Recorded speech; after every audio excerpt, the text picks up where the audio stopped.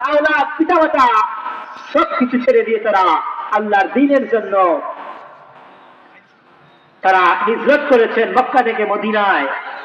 আল্লাহর ওলিরা তার সম্পত্তিকে তিনারা ফেলে দিয়েছেন, আল্লাহর দ্বীনের দিকে এগিয়ে গিয়েছেন। এই জন্য দ্বীনের জন্য তারা স্যাক্রিফাইস করেছেন।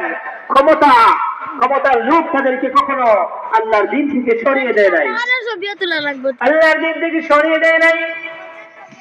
এই জন্য একজন মুসলমানের দায়িত্ব হচ্ছে ইন্নাল্লাযীনা আমানু ওয়া আমিলুস সালিহাত। একজন মুসলমানের দায়িত্ব হচ্ছে, একজন ইমানদারের দায়িত্ব হচ্ছে ঈমান আনার পরপরই নেক আমলগুলা করা।